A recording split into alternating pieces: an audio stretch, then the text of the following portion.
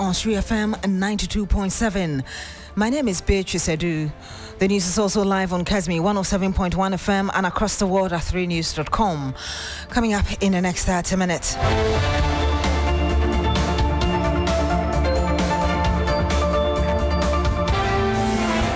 Attorney General and Minister of Justice to file fresh charges against embattled Ashanti Regional Chairman of Opposition MPP Antwi Boasiako over possible cause of financial loss to the state amounting to some 24 million cedis.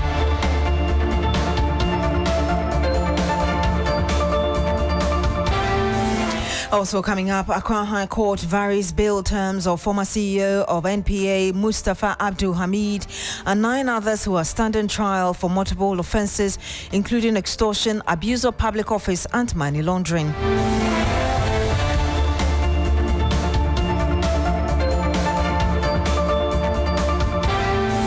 And much later on the program, tragic fire outbreak claims 6 lives at Abuakwa Manhyia in the Ashanti Region.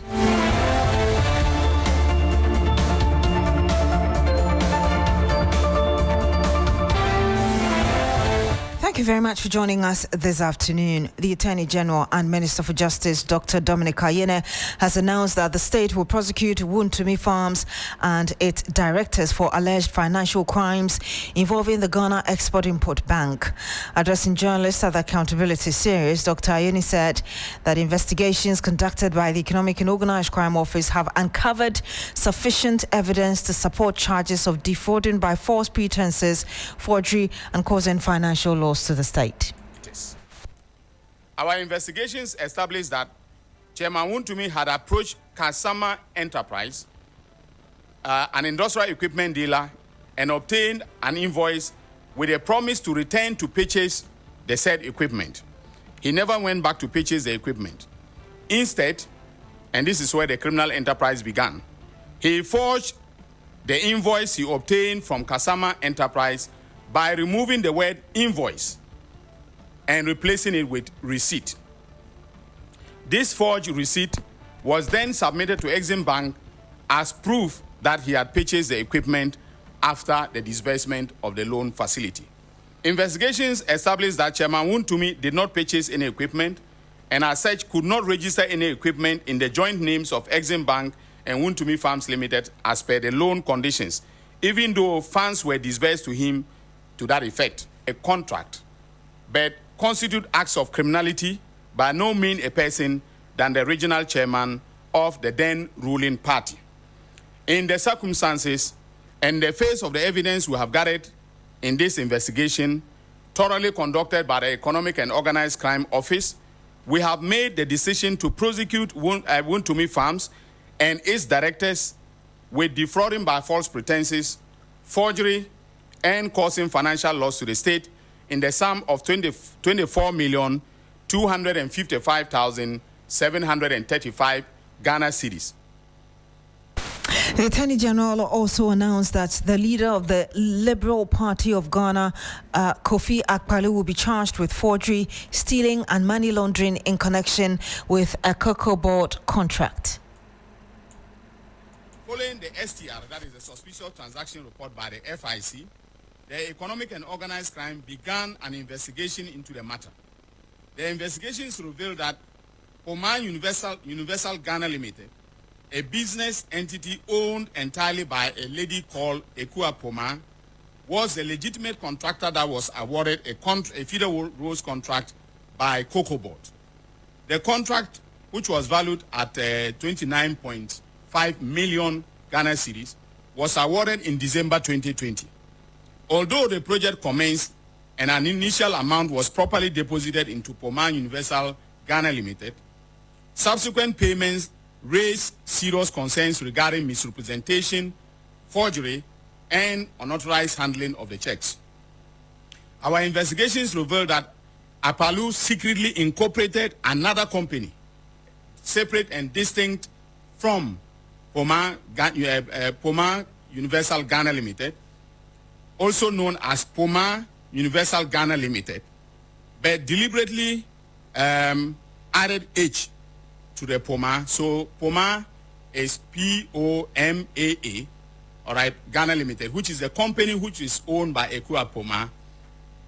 What the company that he incorporated added H to the Poma, so it became, I don't know how to pronounce it, but the same Poma, yeah, Poma Ghana Limited, Universal Ghana Limited.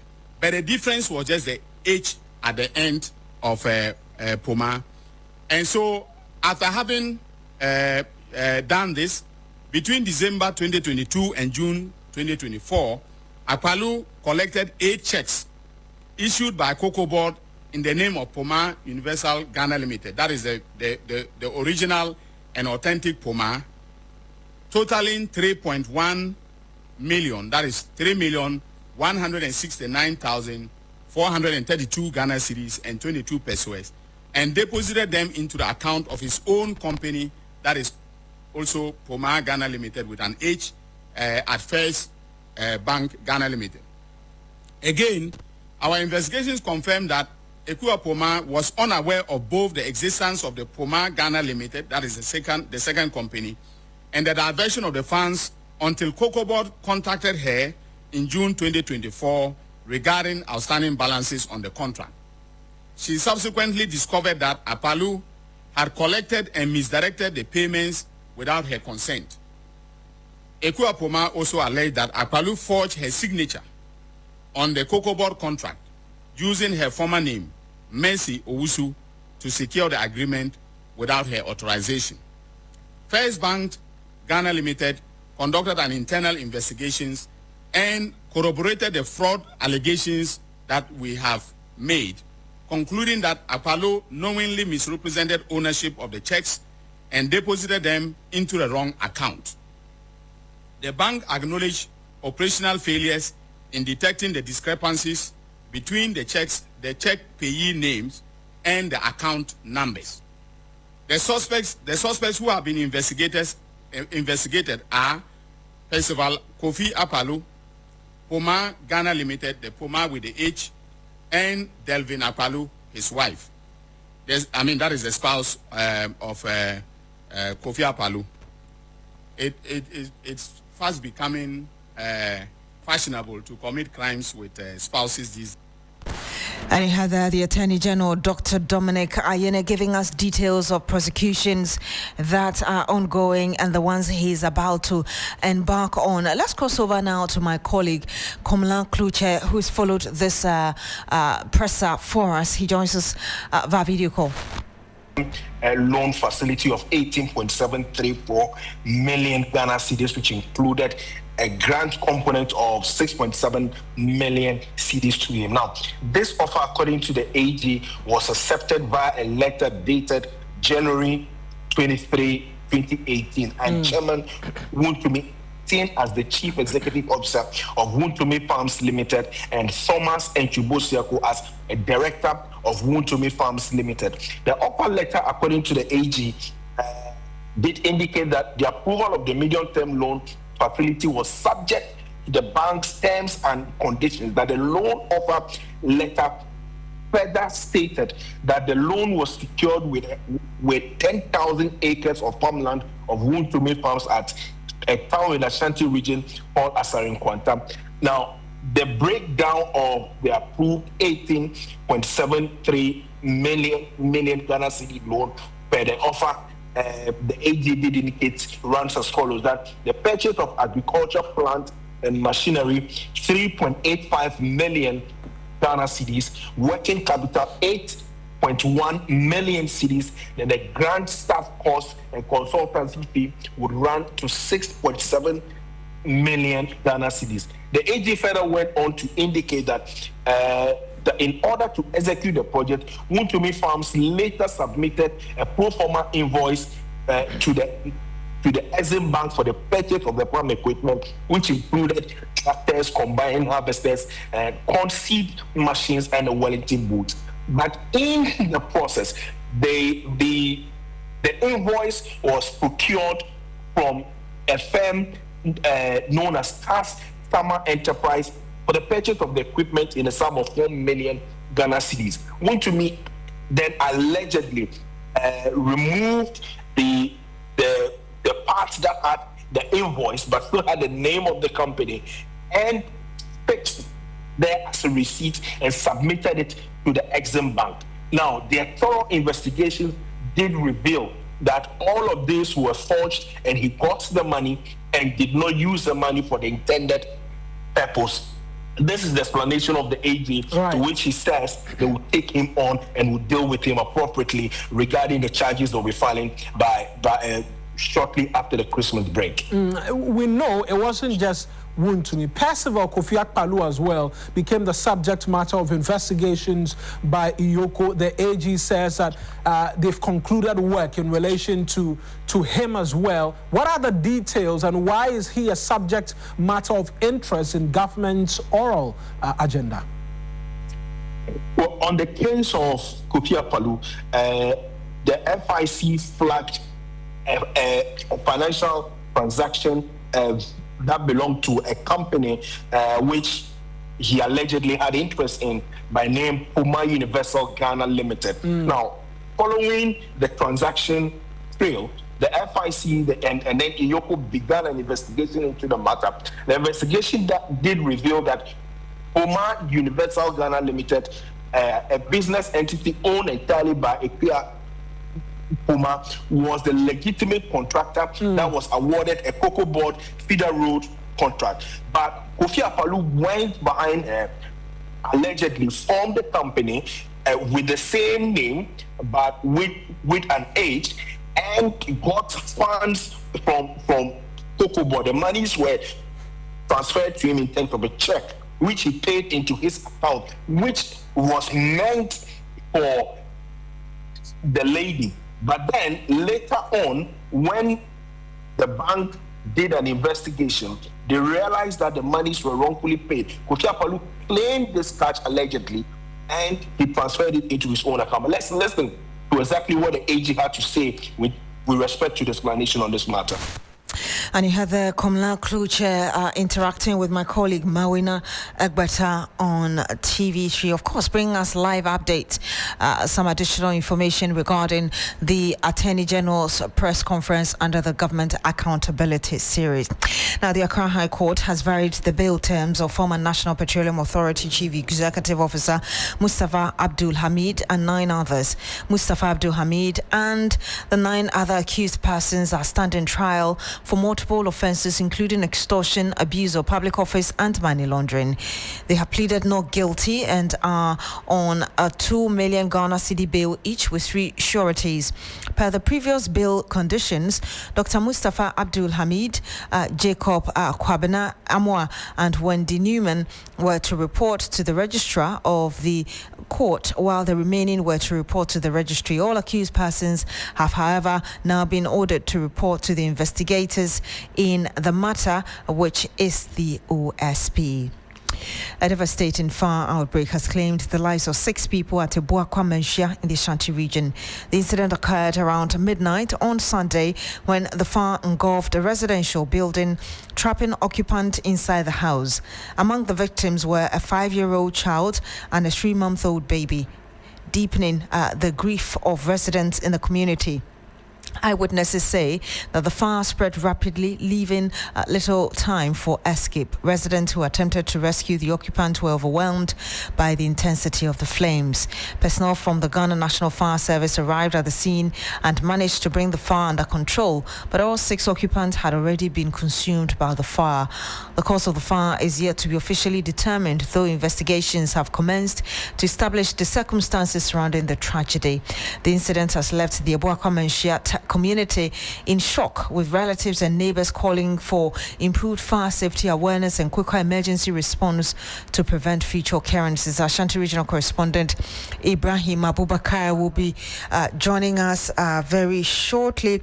But let's hear a co-tenant actually telling us about what might have transpired.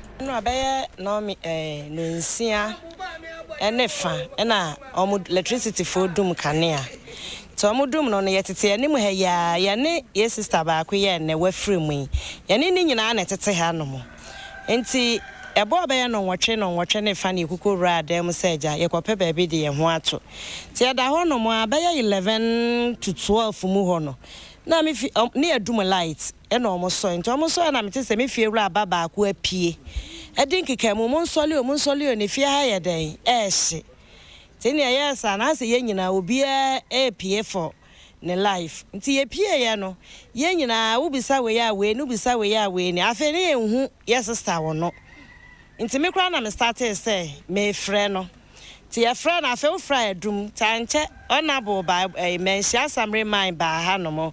Na fire service for nso ye den e ba nti omo ba ya ajo mo dum gya no. A omo fa kyerɛ ho no mo na kyerɛ say yes sister no. Ene ne nuane ne sister ba ko e ka ho ni pensia. No, my media. And he had a co-tenant in that house which caught fire, which is claimed 6 lives. Unfortunately, Ibrahim Abubakar is a man in the Ashanti region. He joins us live on the line. Ibrahim, first of all, if you would kindly tell us in English what the woman, the co-tenant, was telling us in Tree earlier. So basically, she was saying that yesterday at about 6:30, the light in the area went off. So they were in the house together with the deceased, hoping that the light will come back. So around 8:30, they all went to bed. But between the hours of 11:30 to 12, she heard the landlord shouting that people should come out because the house is burning.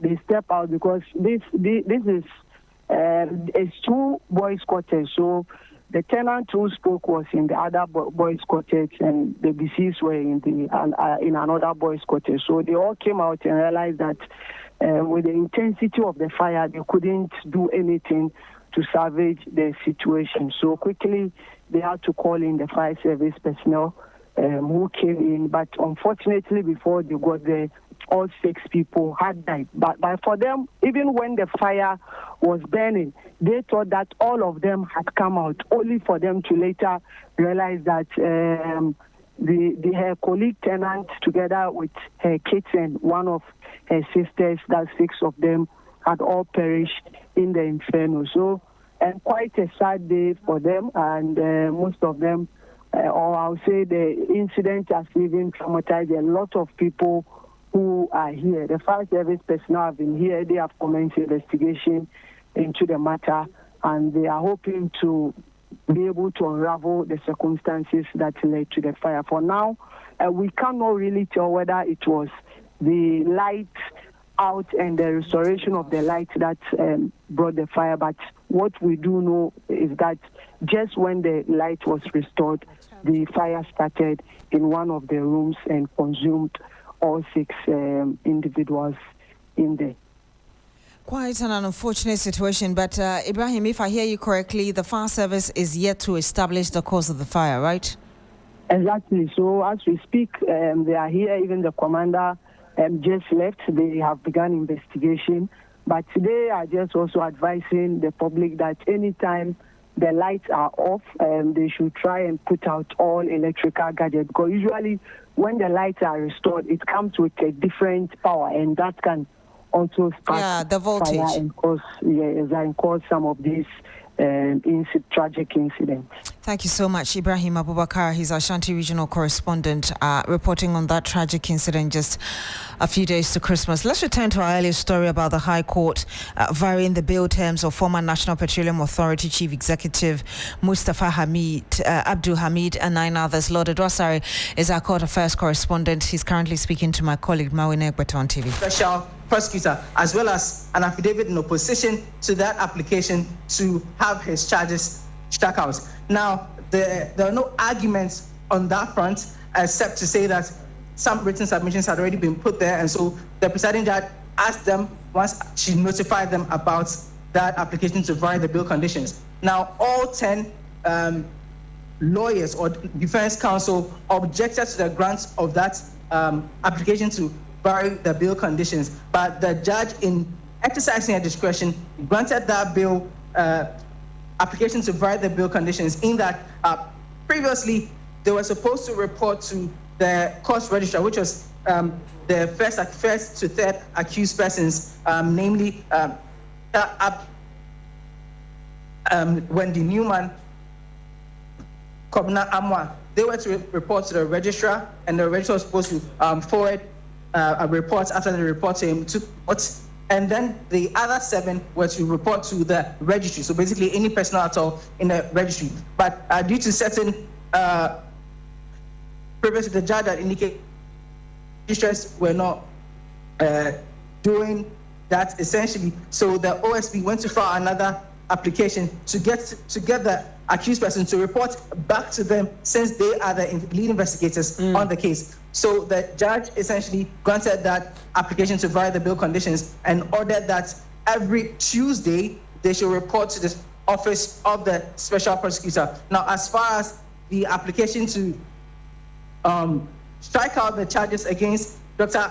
Abdul-Hamid, the lawyer, his lead counsel, led by Joseph Pemka, prayed for a leave of time, or prayed for leave to enable him file his written admissions, to file his documentation, essentially. Now, the special prosecution led by Principal Prosecutor Adelaide Kubri Wood also prayed for time to file written submissions, I should say, in response to that submissions which is going to be filed by the defense counsel. All the other lawyers for the other accused persons also prayed for same, and so that was also extended to them. And so essentially, they are to return to the court on January 14, by which time they should have filed all their written submissions, and then the application, the court will hear the application to strike out the charges against Dr. Mustapha Abdul-Hamid Marina. Thank you very much, Lord Edwasari.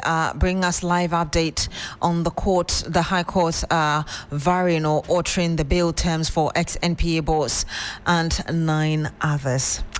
To the Volta region now, where a free-for-all fight broke out among members of the Apostle Revelation Society ARS Church in Tajewu in the Ketu North municipality during a congregational event on Sunday. Members of the ARS Church worldwide gather in Tajewu, the headquarters, every year for end-of-year convention. But this year's event is being marked with controversy among leaders of the church, leading to violent confrontations. Correspondent Faisal Abdul joins us from that area with some more. Good afternoon, Faisal. I hope you can hear me. We know the ARS Church has for some time now been faced with internal wranglings, but really, if you can tell us what sparked this. Yeah, so the ARS Church emerged in 1939 under the leadership of Prophet C.K. Nutonchi Uvenu. The church, from its outlook, is not the conventional way like churches go. It's a blend of African traditional wisdom and practices fused together with what the Christian faith embodies. And so over time, the church developed growing membership from across the globe. Tajewu is the headquarters. Today, the church membership, we are told, is more than 100,000. Every year, they congregate in Tajewu in December for what they call the end-of-year anniversary celebration.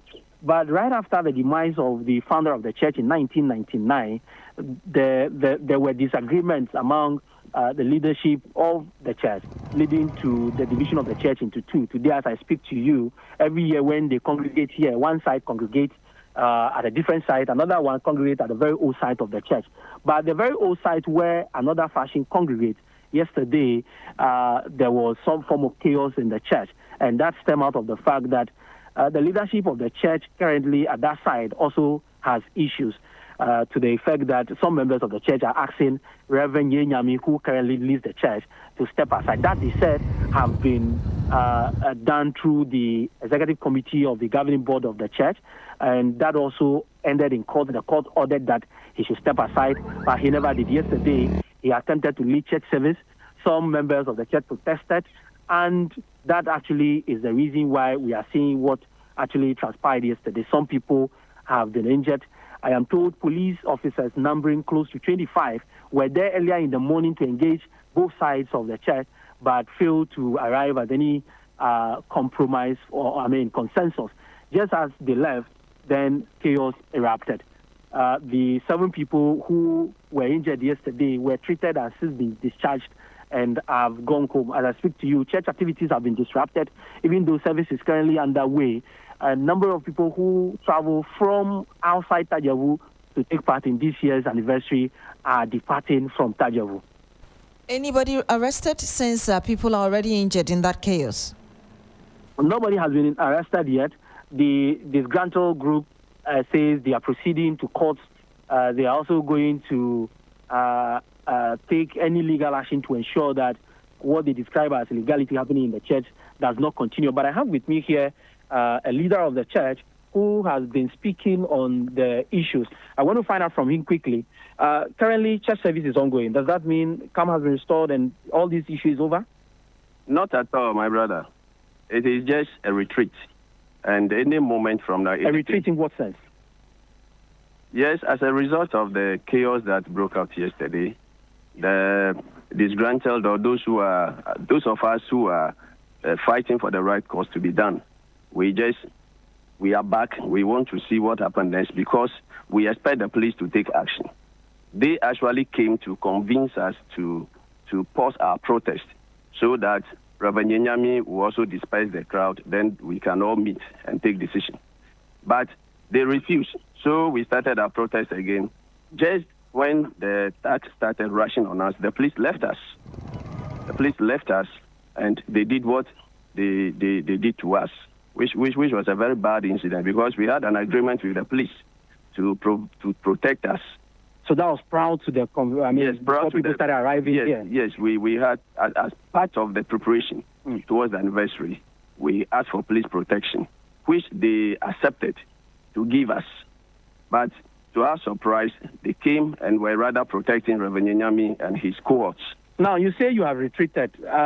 What is there that you will be doing again? You have retreated. Well, I can't say exactly what happens next. I am a leader. I am an elder of the church. So I, as an elder, I may have some kind of restraining on myself. I may be able to restrain few members. But when they explode, there's nothing I can do about it. So I don't know. So you are not assuring us of a lasting peace? For that when are the people here? When is the convention supposed to be over? The convention is supposed to end on Friday. On Friday? Friday, 26th December. And as a stand, you cannot assure us of the safety of everyone here? No, we cannot, unless Ghana Police Service. So we are proposing that the police service can